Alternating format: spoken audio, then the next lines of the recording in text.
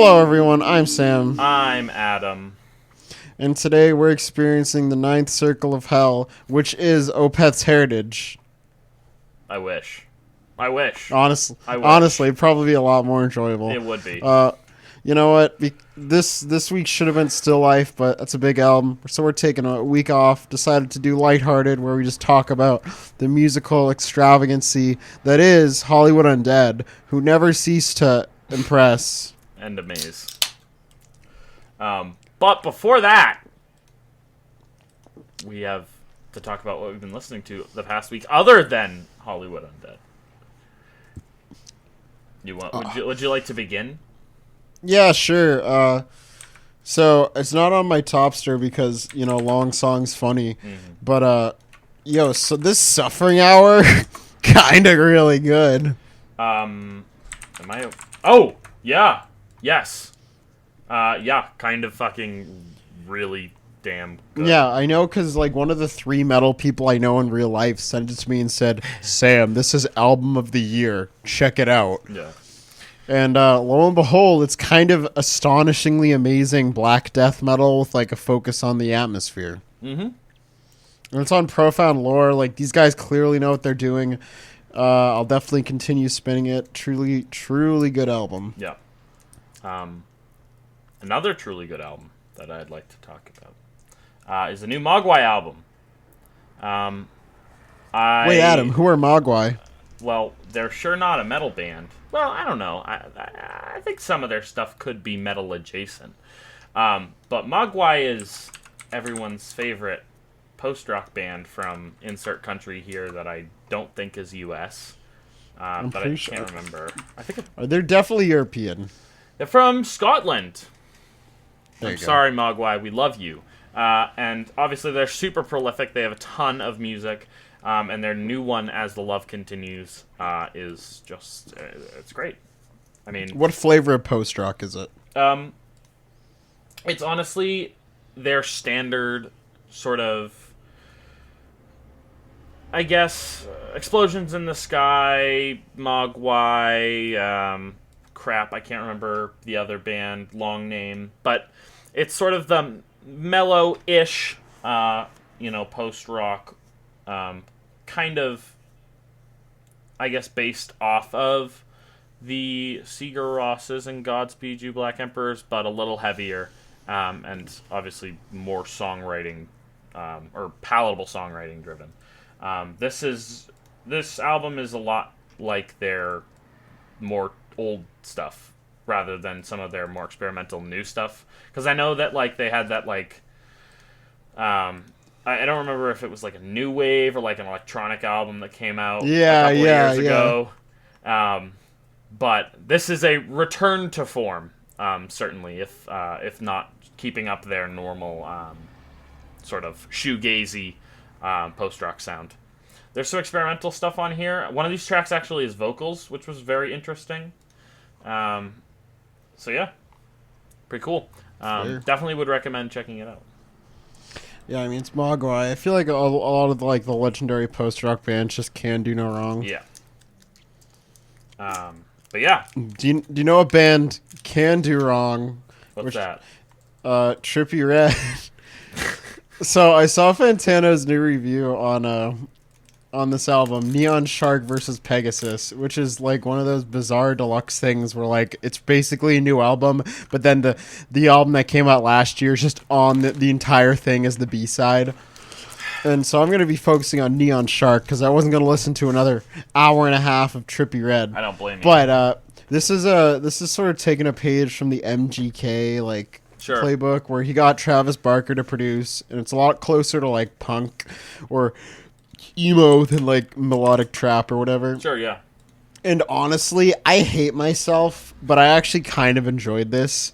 Like, it sort of reminds me of Whole Lotta Red in the sense that it's just so aesthetically like garbage in every sense of the word that it's kind of genius. Right. Like, this honestly sounds like future gaze. Like, Trippy's vocals here, his performances are so bizarre, like so underwhelming, but they're coated in like 8 layers of reverb and drenched in decay. And on top of that, you got like these really intricate, like surprisingly fun guitar lines and really peppy punk basses. Yeah. There's like a random Chino Marino feature. I've heard the Chino feature. It's so, like, this album is nuts. Like, it really shouldn't work, and it's kind of bad, but it's also kind of good. Like, I don't know. I listened to this a couple times, and I enjoyed this way more than I should have. Interesting. Would honestly recommend checking out, and it kind of blows my mind that, like, something this out there is, like, popular. Right. Because it, like, sure, it has the structures of, like, you know, verse, chorus, bridge, chorus, and all that stuff, but it's just so odd, dude. It's really nuts. Interesting. I'll check it out. I mean, I have literally zero desire to listen to it normally, but if it's like Whole Lotta Red, I'll check it out. I think Whole Lotta Red's a lot better. Okay. But I think, give it, like, one listen, and you'll be like, what? You're like, how the heck did a record label fund this? Right. Well. It's a really bizarre smattering of, like, popular trends into something that just doesn't work at all. Gotcha. And I respect that. Yeah. Speaking of things that we respect, this new Harakiri for the Sky album, it's not good. I don't know if I'd say not good. I think, I really think that it's based on understanding what you're getting into, but the album's certainly too long. Yeah, like... way too long. What kills me is all these songs are actually quite good in isolation, but the second you put them together, they're nearly identical. There's a lot of similarities, yeah. Like, dude, that a Toilet of Hell article is a little harsh. I don't know if I go that far, but literally every song is just like generic atmospheric black metal track that climaxes around the 7-minute mark, and then it's that 11 times. Yeah. It's funny because, I mean, you're right. It is. I think each one of these songs is like pretty damn good, and there are some particular tracks here, like I don't remember exactly all the names, but like "And Oceans" is a good song. "Once Upon a Winter" is also pretty great. "Us Against December Skies" I really like, but yeah, it's just so long, man. And yeah, it's an hour and 20 minutes. Every song you're like, all right, is it over yet? And then it just keeps going. It's so much music that is so similar. And you know what? You're gonna hear this for the first time ever from Adam Richards. I wish there were interludes on this album. Oh, you're funny. Because I don't know. I feel like this might be the problem. This is the opposite of what I wanted. I think that, I don't know, they needed to mix it up a little bit. And I think that a consensus among the critical audience in response to Harakiri for the Sky is that they have so much potential, and there's so much good content on this and all their albums, but they really haven't nailed one yet. They haven't. No, I totally feel that. And it's yeah, because, like, dude, all these songs are kind of amazing. Yeah. But, like, just the way it's structured kills it. Like, I guarantee, you know, if you just take these in isolation, you'll be like, oh, yeah, this is a seriously, they're bangers. Black Gaze song. And then, it's just so samey. And, like, it's funny because, you know, this is metal. Like, one of my favorite albums of, like, all time is frickin' Philosopheme. And that entire album is, like, 3 chord progressions. Yeah. But, like, I don't know, man. I just feel like it just feels like they're so close because this album's produced immaculately, it's performed amazingly, and the songs are great. It's just like it kind of sucks. Yeah. Yeah. I agree with that. It just kind of sucks. But I do think that some of these songs will stick with me, and I'll probably keep listening to it for the rest of the year. But I'm not sure because every time I listen to it, I get to about 50 minutes, and I'm like, oh my god, I still have another half hour of music to listen to. So, yeah. I don't know. definitely listen to it if you like the style, because these guys do it extremely well. But I don't know if I can recommend listening to the whole album more than once. You know what? I agree. Yeah. But I also listened to... I listened to a bunch of... For some reason, last week there were a couple Death Grind albums that came out that are okay. I don't really think they're worth mentioning. But I'll at least shout out Gravesend and Coffin Nail for some decent Death Grind. I like the Coffin Nail album a little bit more than the Gravesend album. Fair. But I do want to talk about a band that I mentioned on the post that came out yesterday. New Hampshire metal band.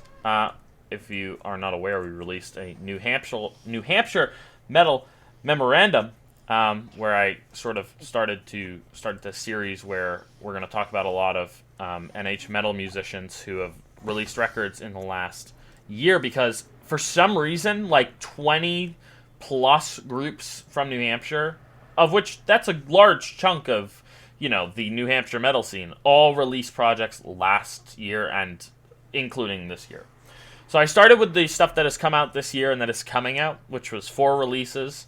I touched on Aetheric Existence, Tomb of Anubis, Hollow Colossus, and Unflesh. And one of them, well, 2 of them I really liked. And that is the one that you could see on my little last FM 3x3 is Aetheric Existence. They're a symphonic death metal, black metal band. Taking a large piece of the Karach Angren book and just kind of making it not cringe. And so I actually enjoyed it. This is also a really long record, though, so I will knock it off a little bit for that. It's also, I think it's 74 minutes, which is a lot, and all the songs are like 7-8 minutes long of symphonic black death metal, but an enjoyable listen, and definitely, support your local scene where you can. So check those ones out. And your Charlie scene, if you will. Yeah, your Charlie scene. So check out those ones that are on that post. They're all on Bandcamp. Actually, the Unflesh album I'm really excited for. That comes out in April. It's a tech death album. And the 2 singles are pretty different. One is more like gore gutsy and not as like discordant and despondent as all that sort of stuff, but it's still pretty very technical, very talented group from Portsmouth. So I've never been there before. Yeah, me neither. But dude, all I'm saying, Fantano should have given the Ad Nauseam a 10. He should have given it a 9. I don't think he should have given it a 10 because that's Fantano, no. But I don't think he should have given it an 8. Yeah, no, that album's flawless. Yeah, I would agree. So, I mean, are we going to talk about the, the glow or No. Okay. We don't need to talk about the glow. No. I've been practicing the first 3 songs, singing boom. Oh my god, dude! Now I'm just pick up a guitar and I'm like, all right, here's I Want Wind to Blow. Yeah. Bum bum bum bum. And I think that album's definitely grown on me. I still read my article from the summer because I wholeheartedly stand with everything I said there. Interesting. It is still on the website, so you can definitely check it out. Are we ready to talk about my favorite band? I guess so. Dude. Alright. I don't even know where to begin. Dude, Hollywood Undead, kind of amazing. Alright, I mean, anyone that's listened to this podcast before, even if you're tuning in and you heard the way we talk about the stuff we just talked about, we have basically New York hipster taste in metal. So there's no way in hell we'd ever enjoy this music, which is clearly not made for us. Mm-hmm. But with that in mind, holy shit, dude, this band is fucking atrocious. Yeah. It's funny because I know that if a member of Hollywood Undead themselves were to hear this podcast, they would just say, "Fuck the haters," and just keep doing what they're doing. And I honestly think that that's part of the reason why they're so successful. is because their attitude is just so unbelievably brash, and in your face. Even if it's a bad in your face, it is still in your face. And the band is just kind of unrelenting in what they do. No, I agree. Like, dude, these guys have been doing it since like 2008. They have like 6 full-length albums, like, and release like every 2 years on the dot. Like, I was because when I got the idea to do this, I just heard Everywhere I Go, and I was like, oh my god, this is one of the worst songs I've heard in recent memory. We got to do a cast on this if we're not talking about Still Life. And lo and behold, that's their entire discography. Yeah. But I was fucking shocked to find out how just ginormous they are. They're huge. I was telling Adam before the cast, but like, dude, in the early 2010s, these guys like co-headlined with Avenged Sevenfold, Disturbed, Breaking Benjamin, like Asking Alexandria, like all these bands that were just titans of like the mid or like the early 2010s like scene that could sell out like MSG at their heights, which is insane. Yeah. It is such a unbelievable change of pace from what we normally listen to, and it makes me so intrigued that there is such a large community of people that are die-hard fans of this band. Yeah, no, it's nuts. I mean, I don't know. This is the question I always ask myself when you're looking at acts like this: is did they stumble onto this, or was this calculated? And what do you think? I mean, what do you think? Oh, dude, I mean, I tend to lean cynical, but I think this is 100% calculated, especially if you look at their career trajectory. Because, like, these guys literally, like, they wrote the entire first album when they were, like, 18 after they met at summer camp. And then they didn't release it for 3 years until they got signed to a major label so they could push it. And then, like, basically all their career decisions past that point sort of point to, like, it being calculated. Like, their first album's definitely their rawest, if you can use that term when talking about them. And then they sort of, from that point on, go toward more of a pop rock, like, AOR direction. And I feel like, as they go on, they definitely get more mellower. Mm-hmm. And, like, I don't know, market to that mid, like, American lower class Midwest audience. Nothing against, you know, people like that. That's just for whatever reason the kind of people that gravitate towards like this and ICP or like, you know, 311, a lot of those groups. Do you think that their sound was at some point their own? I mean, I genuinely I believe that like the guys in the band do like rap and like new metal and industrial and combine the stuff they like, but I really do feel like from the beginning these guys had it in their mind that like they were gonna get huge doing a very easily consumable style of modern rock and rap. And they've just ridden that wave since. Clearly it worked. Yeah, it sure worked. Because, like, I think of a band, like, honestly, more so than anything else, these guys sort of remind me of, like, Linkin Park in their career approach. Because Linkin Park, like, they bubbled in the underground for a while. They got signed by a few major labels, and they dropped Hybrid Theory. And if you listen to Hybrid Theory, that's a great album, don't get me wrong. But I think more interesting is if you look at it for, like, a really strictly materialist lens. Like, none of those songs have swears in them. They're all like razor thin, so like hyper relatable lyrics, choruses, rap, heavy parts. Like every aspect of Hybrid Theory was made to explode upon the new metal scene of the early 2000s, and it did. And I get the same sense listening to Swan songs and their later material. It's definitely not as deft. Like these guys are nowhere near as good songwriters as like Chester or Mike Shinoda. But these guys clearly know what they're doing, and like I don't know. I don't get the sense that like they were ever doing it from like a sincere, genuine artistic place, which is fine. Like you don't need to do that. But I don't know. A lot of their career decisions just seem to point to like a much more cynical inclination. I don't know. I mean, I think it's really. I really don't like listening to this music at all. I really get nothing from it. It just... I mean, I think it's kind of hysterical, no joke. I don't know whether my... I don't even know. And this is going to sound bad, but like the entire time I was listening to this music, I was like, this is like, not a call to arms, but this feels like a ploy by someone. What's the ploy? I don't know by who, but like this band really gives me off like, if Donald Trump endorsed Hollywood Undead, I wouldn't be surprised. That's what I'll say, okay? Now, obviously, that's a pretty big statement, but this band just really gives me the I don't give a fuck mood about anything, and you can certainly hear that in their lyrics, and they really don't care about what they talk about.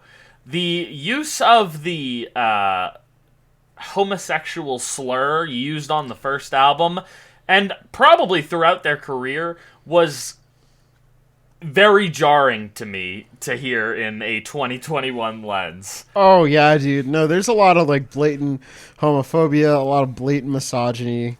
It's kind of gross. It's really gross. And it makes me kind of upset that, I don't know, Hollywood Undead's #1 song has 145 million plays on Spotify. No, if you scroll down, Undead has almost 500 million. Right. So, yeah, that's amazing to me that this is still a thing. And I'm sure if I look on, like, a metal publication like Loudwire and I look up Hollywood Undead, there's going to be news on it. I guarantee it. No fair. I don't know, it just... Well, yeah. I mean, you gotta understand, like, I really do think these guys saw a niche and then they filled it. Because, like, you had rap rock, you know, a turn of the century was, like, it was Titanic. Like, chocolate starfish and the motherfucking hot dog flavored water is literally like, oh my god, I just heard the song Riot and I almost puked. But, no, like, that album is almost diamond. That album sold like 9 million copies. Yeah. And then, you know, after the LIMP sort of broke down, we didn't really have a real harbinger of mainstream rap rock for a while. Right. And the fact that these guys, you know, took that template, like the Chad energy of like the eminently punchable energy of Fred Durst, and mixed it with like modern AOR trends, modern metalcore trends, like industrial, because why the heck not? And then wore masks as like an image thing.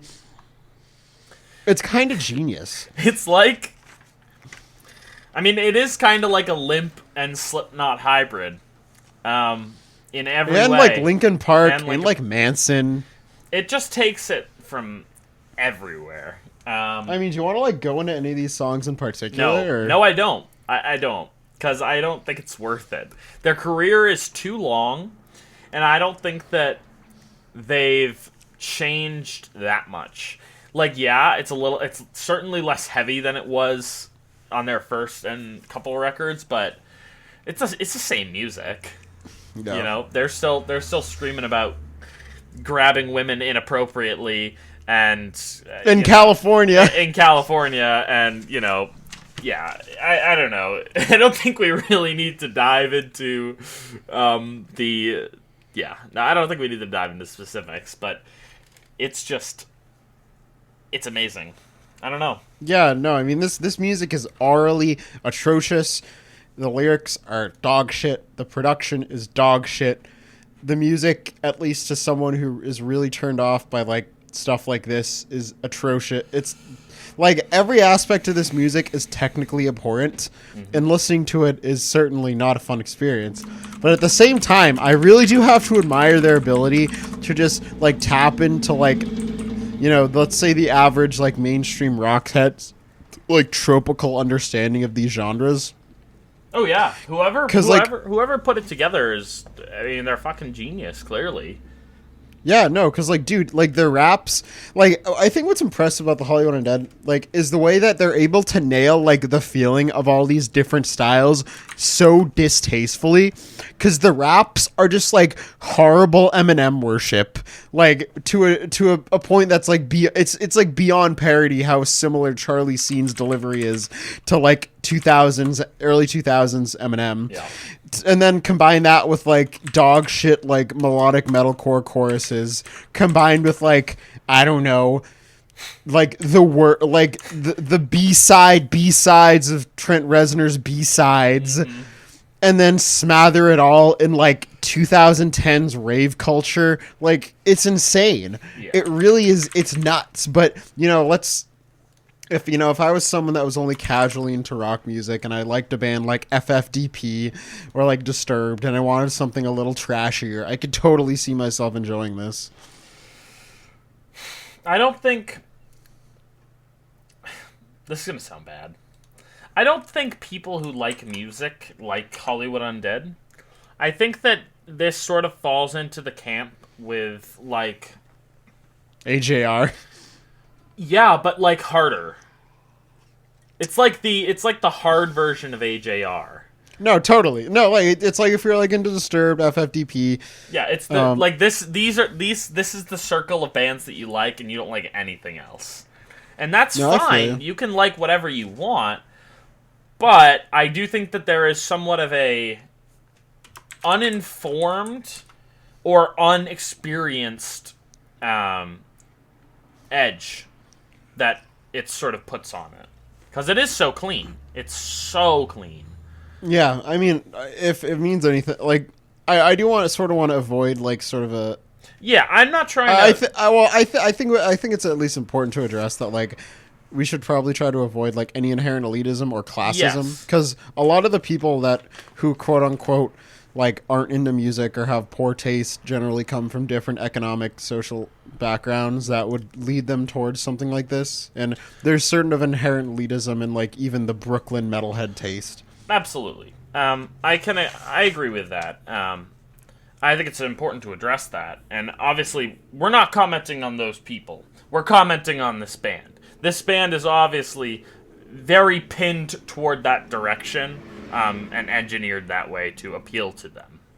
Yeah, it's like what one of my favorite Nietzsche quotes where he's like, what does he call them? Malodorous books, like books for the many, they smell of the weak or something. Which is a bad... Nietzsche sucks, but, like, I don't know. It's one of those things where it's art for everybody, so it's art for no one in particular. Yeah. Like, I don't know how many people truly love Hollywood Undead. I can name a few, and... I don't know. I mean, I'm not going to obviously talk about those people, but, like, I get it, and I understand why they like Hollywood Undead. But... Dude, I'm just trying to go hard, pound some brewskis, go hard on the dance floor. Come on. What else is there to really talk about? I mean... we could talk about I was talking to Adam beforehand. If this band was produced a little bit differently, I could actually enjoy some of their songs. Like, some of their cold, hard bangers, like, I don't know, Undead, or the intro song for American Tragedy. Like, don't get me wrong, they're not good, but I'd probably enjoy them if I was in that trashy, like, limp mood.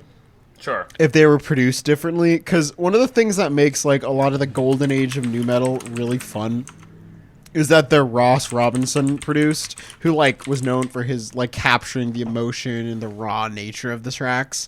And the fact that all of these tracks sound like not just like hyper modern, like uber modern, like disgustingly like gauche and forward, like, I don't know, they sound just so bad. Like, every vocal layer is, like, smothered in auto-tune. The drums are punchy enough to literally, like, poke your eyes out. The guitars are buzzsaws. The beats are really, like, gross and sound like they were made in, like, Ableton. And the whole thing is just, like, the vocals are 30 times louder than everything else, and it just sounds kind of gross. Mm-hmm. Like, I feel like not even Ariana Grande or, like, Billie Eilish or a lot of the gigantic, like, pop artists use this style of production. That's how, like, in your face it is. I'm listening to the track with the Tech 9 feature, and I've never been more confused about this being a Hollywood Undead song. It doesn't sound like it. Yeah, actually, I will say they do a little bit of genre bending. Like, they have a bluegrass song.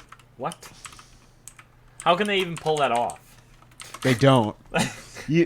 But no, Fair enough. I mean, that's kind of commendable. I mean, yeah, if they're willing to reach out and do that kind of stuff, absolutely, all the power to them.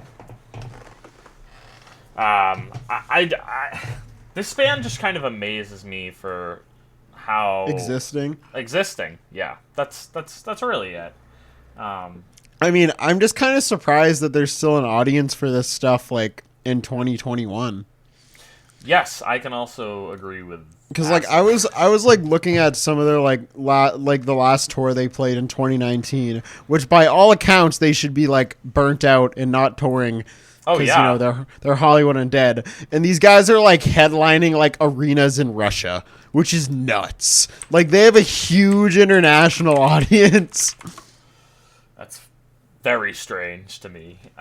What? Do you think that they do every show? What do you mean? Do they do every show? You know how there's the Slipknot troop thing? Slipknot troop thing? Oh, well, these guys, they stopped wearing masks a few years ago, so yeah. Oh, well, shit. Well, good for them then. Yeah, and also one thing that is cool is that all members of the bands play instruments and sing, so. And I will say, they're a lot better live than I would have expected them to be. Yeah.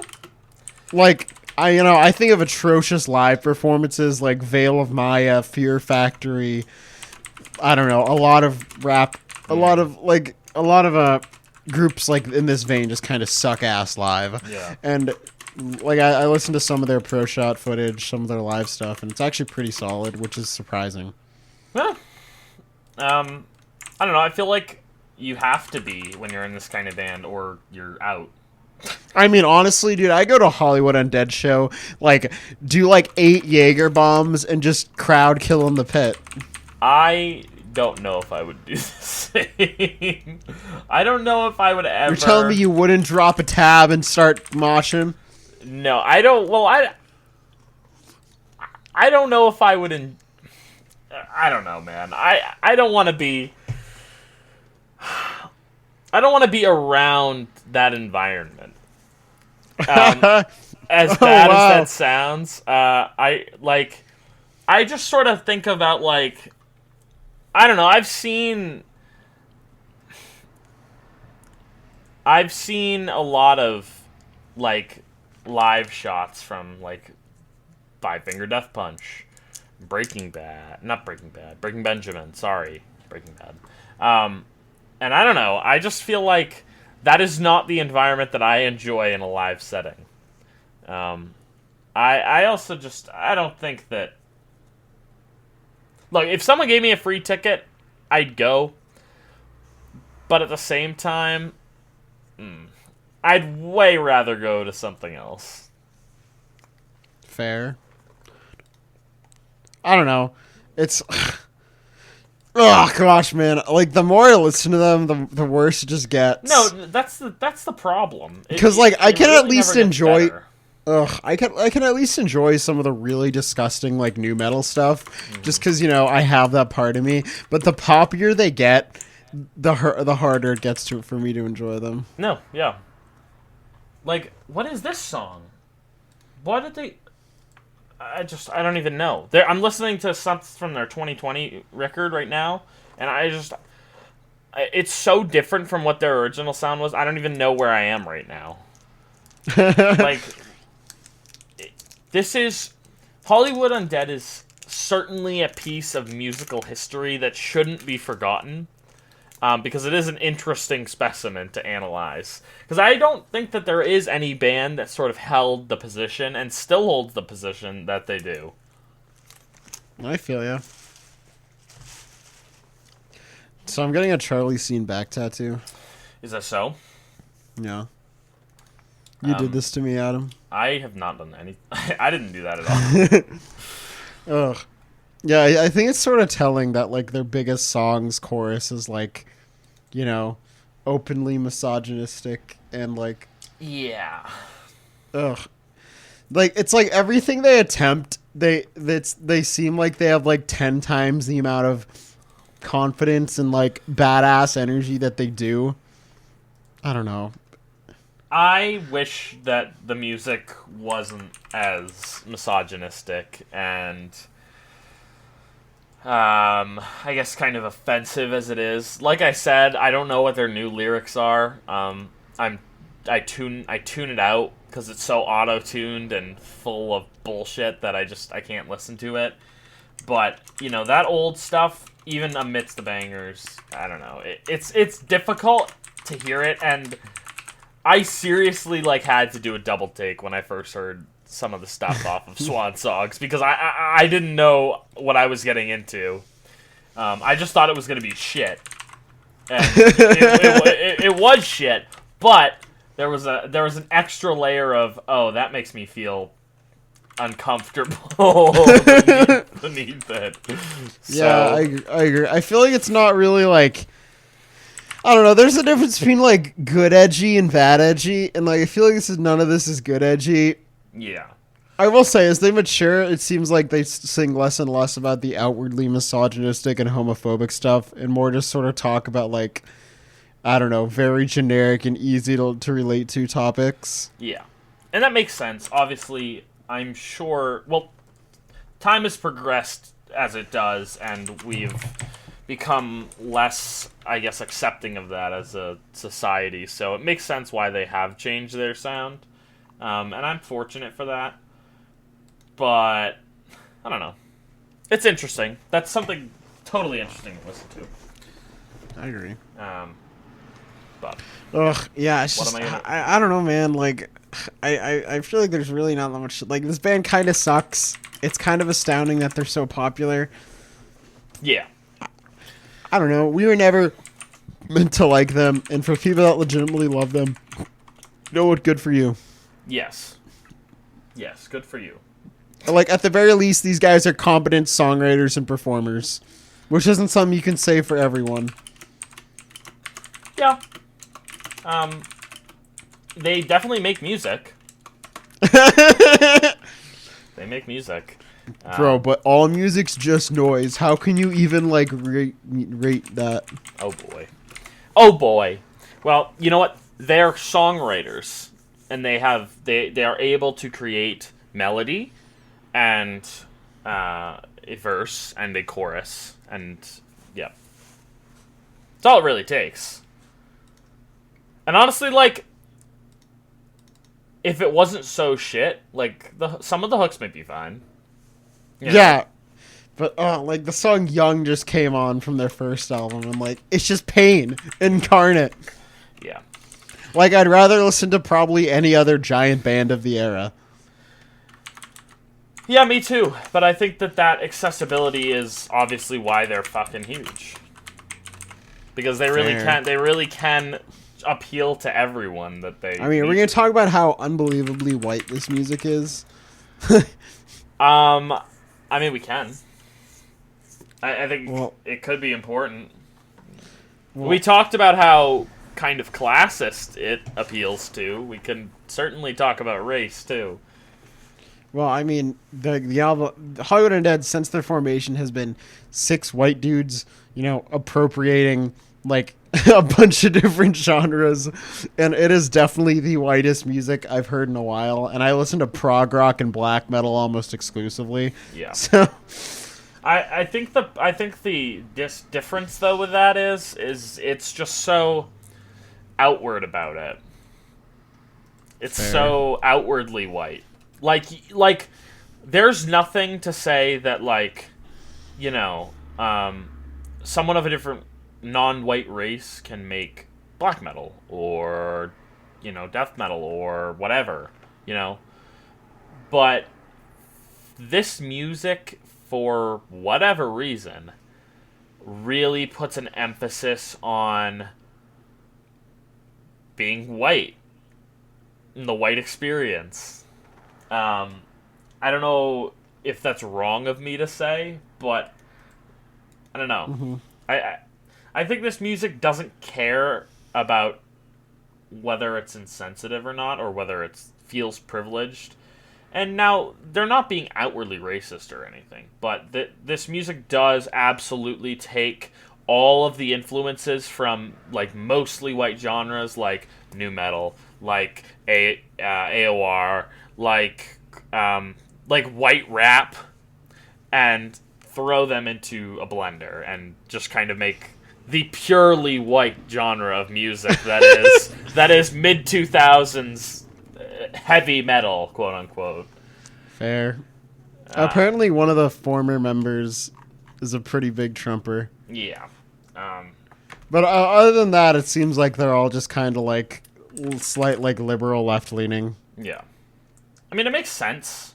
And I don't like their music isn't outwardly racist, I don't think, in any way. But it is very. It feels very white. Yeah, now, I would not be like you said. I would not be surprised if these guys got like Trump tweeted like, "Folks, Hollywood Undead." Yeah, and not that they're supporting of Trump, but like, if Trump is gonna endorse a rap rock group, it's gonna be Hollywood Undead. So gosh, maybe we are just like classist coastal elites. Yeah, but I also don't think that is unfair to assume here. Because I'm sure if you looked, you know how like the New York Times did that like listener base thing, right? And like, you know, you have your hotspots of Beyonce and Jay-Z in California and New York and, you know, the Northeast. There is certainly a cultural difference between the edges of the country and the center of the country. And funnily enough, the only people that I know that actively like Hollywood Undead live in the center of the country. So I don't know if no, these guys are definitely bigger in the Midwest than anywhere else. Yeah. And like even the name, like a lot of their songs sort of romanticize California. Mm-hmm. And I feel like you're not really romanticizing California to people that live there. Right. They're plenty aware of you know, what Hollywood is like. But I don't know. I just listened to Something to Believe from their 2018 EP. And it turns out you can repeat a lyric for a whole chorus, and that'll do it. That'll make yourself a song. Fair. Yeah, I don't know. Hollywood Undead. Do you wish it never existed? Would the world be better off without it? That's the thing. You got to look at like their positive versus negative outcomes, and realistically, like I don't know if a lot of people enjoy their music and they've brought joy to people. You know what? Good on them. Yeah. It's definitely not for me, but I feel like they're not actively harmful. No, I don't think so either. Which I don't know if that's something you can say about similar groups in the genre. Certainly, Five Finger Death Punch, at least we've talked about it on the show, actively spreads misinformation. Yeah. But I don't think that's another conversation. Yeah, Hollywood Undead does not do that. So in that regard, you know what? I think that, you know, the stuff in their past that is sort of motivated against women and certain LGBTQ individuals is not forgivable. But I think that they've moved past that, and at least that's. Well, now are we just? Is this like? Are we engaging in frat boy apologia? No, it's not okay. They certainly said it. You know, I'm not going to listen to Hollywood Undead, probably for that reason. In addition to the fact that their music's shit, I'm not going to apologize for them, but I will say that, like, at the very least, they've done that. Fair. But yeah, you should be aware that that is stuff that did happen in the past. And, you know, they could still hold those opinions now and just suppress them for publicity's sake. I don't know. Even back then, I sort of get the sense that a lot of it is just sort of like quote, like tasteless, tongue-in-cheek, and like them just engaging in like that behavior because it has an audience and it's kind of shocking. I don't know. Yeah, I think so. It's unfortunate that it exists. Yeah, there you go. But whatever. Well, in my I don't know. Yeah, I don't know. I really feel like we can only beat a dead horse for so long, but like these, like not music for us. That's and like critically, I'd say it's atrocious, but I don't know. They're enjoyed by a lot of people. If it makes you happy, I guess keep listening to it. Yeah, I don't know. Maybe one of these days we'll do a deep dive on like one of their albums. I hope not. But, if you're listening to this music, take into account what we've said, and that's all. And keep listening to it if you want. We can't tell you what to do. We're offering suggestions and insights. But what's like a better version of Hollywood Undead, huh? What if you're a fan of the virulent rap rock AOR stylings? I mean, probably like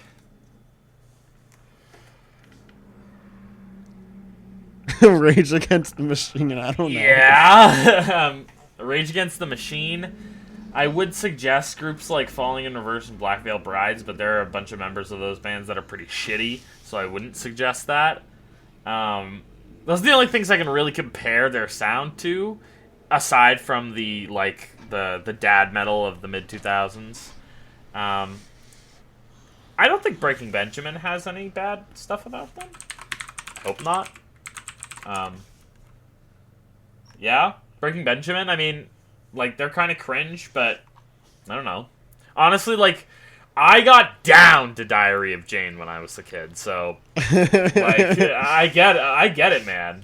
Yeah, oh my, this guy. But yeah, I don't know. Listen to Slipknot. Yeah, listen to Slipknot or Limp. That's When Adam's recommending Limp, you know something's up. No, literally. I'm not a Limp fan, but I would rather people listen to Limp than Hollywood Undead. Because man, maybe it is just one of those days, though. It's just one of those days. Yes. But anyway, I think the Hollywood Undead discussion has certainly died down. Fair. Shall we move on to news and upcoming releases? Sure. I feel like nothing happened this week, but yes. I have a little bit of news. Tiny bit. Not really. Barely. Just a tiny bit of release news. One of which I... Oh, actually, well, honestly, the thing... for whatever reason, I've just been doing way too much guitar research this week, and the one big news of the week is that Dave Mustaine, you know, one of the guitar heroes of yesteryear, and a lot of people still love him, moved officially to Gibson from Dean. Yeah? That's pretty big. Is that big? Yeah, it's kind of huge, because he was like the last big Dean artist. Interesting. And, I mean, granted, I'd never buy a Dave Mustaine SIG, but I'm sure a lot of people would. Yeah. Hopefully, he can release a nice, like, modern spec affordable model on Epiphone, like what Matt Heafy's done, like what a bunch of artists have done. Yeah. Fair enough. The only stuff that I want to talk about, at least in terms of news, not super big, but relevant to us and what we talk about. I mentioned this to Sam earlier, but Svalbard's vocalist, Serena Cherry, is releasing a solo black metal project by the name of Noctool. They put out a single called Wretched Abyss, and the record Wretched Abyss comes out in May on Translation Loss. So check that out. I'm sure it'll be pretty good. I mean, fair enough. If we know anything about Svalbard, their music's pretty damn good. So I've checked out singles. Yeah, isn't she like their main songwriter too? Yeah, I mean she plays guitar in this band. So yeah, so yeah. I'm sure it'll be good. Oh, I have a nice boomer take from Corey Taylor. Give me a boomer take from Corey. He was just like I don't know, not a big fan of like MGK and like the like sort of the commercial pop punk revival. Makes sense, kinda, yeah. Yeah, no, I don't know. I hate all new rock for the most part. I hate the artists who failed in one genre and decided to go rock. Like, it's funny because in the same interview, he recognizes that he's just being a grumpy old grandpa, and then he's like, they suck. Corey Taylor's certainly an epic old grandpa, and he literally did a reverse MGK, so I don't even want to hear it. Yeah, literally. Like, I mean, granted, I think Tickets to My Downfall is a bad album. I'll never listen to it, but the fact that it's revitalizing guitar-driven music for millions upon millions of the younger generation, you got to give it some credit in that sense. I can agree with that. And that is just a boomer take. I'm sorry. It is. Oh, yeah, dude, literally nothing else this week. I don't know. You want the new Coheed coffee? No. Fake Batushka is releasing. Hey, they're not fake Batushka. They are fake Batushka. Fake Tushka is releasing a new EP. Bart's Batushka is releasing a new EP. Yeah, there we go. If you like supporting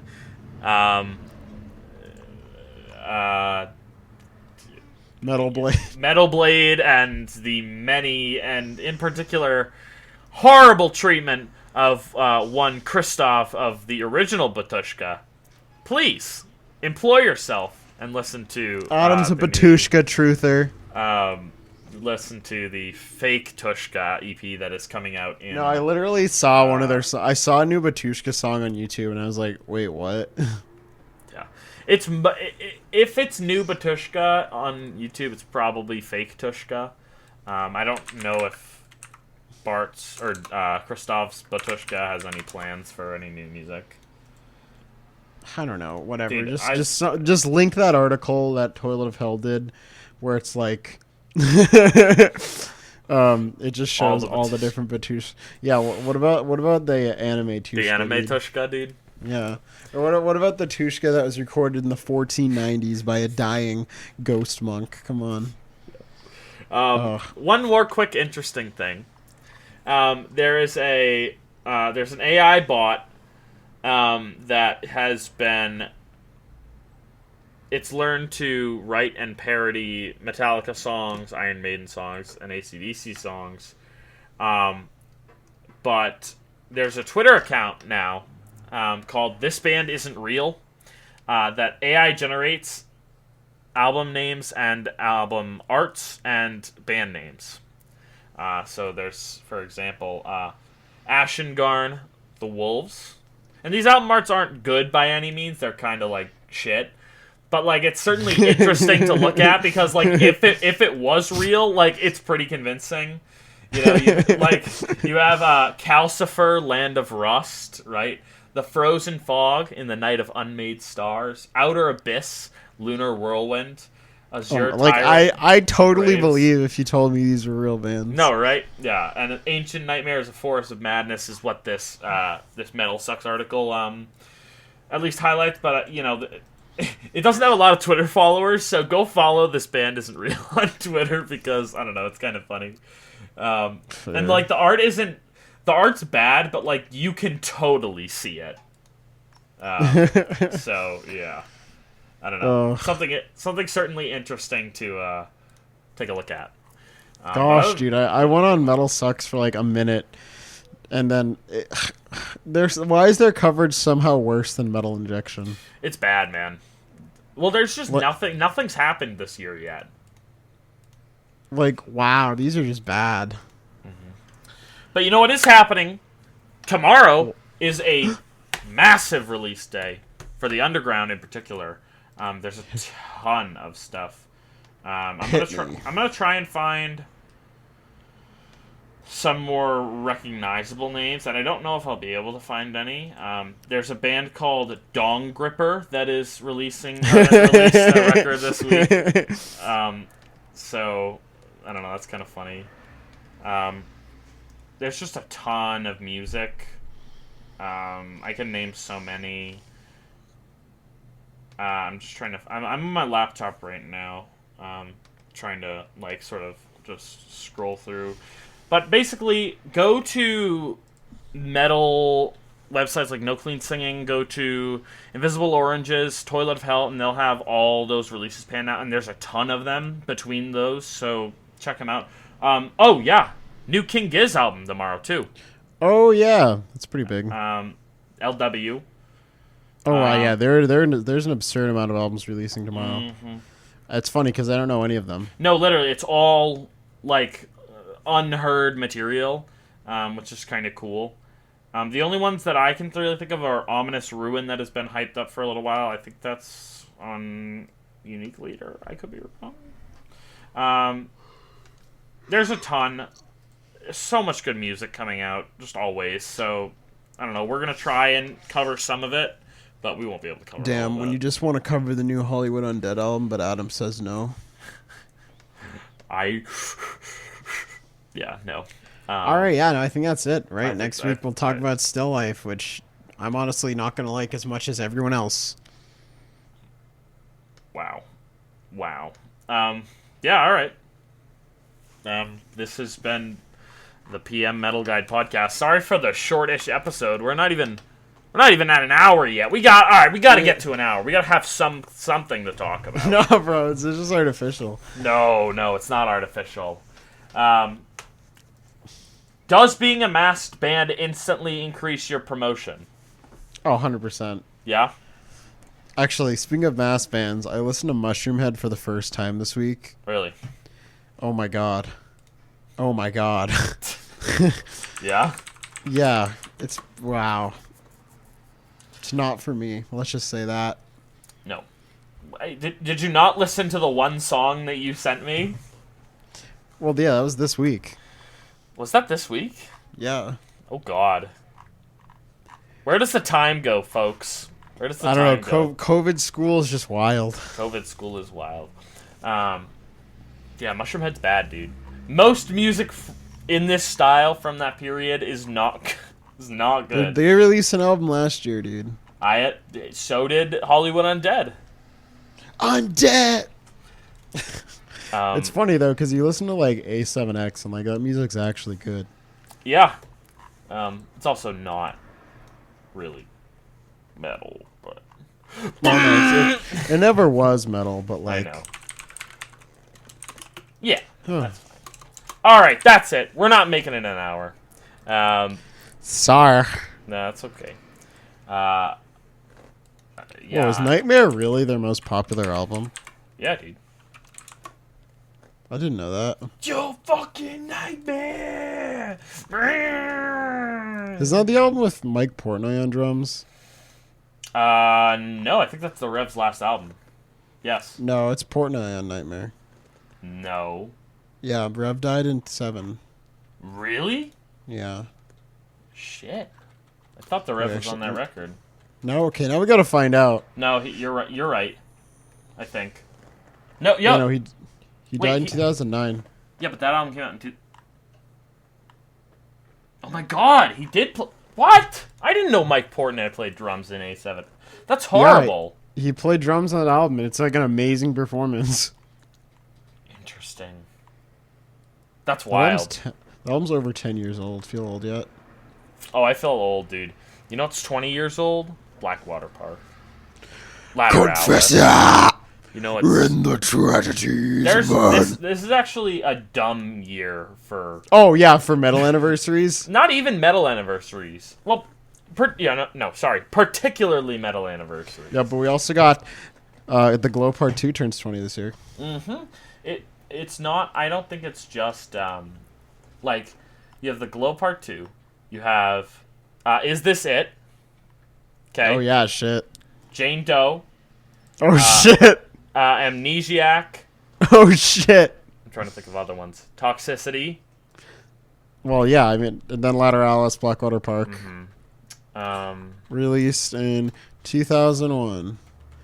All right, let's see. Oh, yeah. Maudlin of the Well. White Blood Cell. Dude, The Blueprint. Yeah. Discovery. Yeah. Iowa. Yeah, man. God, I don't think there's that much more. Actually, I Get Wet. Let's be real. Mutter. Mutter. Ugh. Let's see what else can we find. What else can we find? There's really not that much. Oh, Maguire dropped an album in 2001. That's funny. Destiny's Child Survivor. It's funny. That one Crowbar album. That one.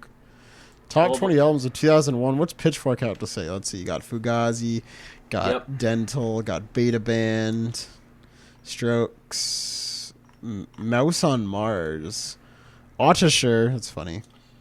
Oh my God, Vespertine is 20 years old this year. Yeah. Avalanche's first album.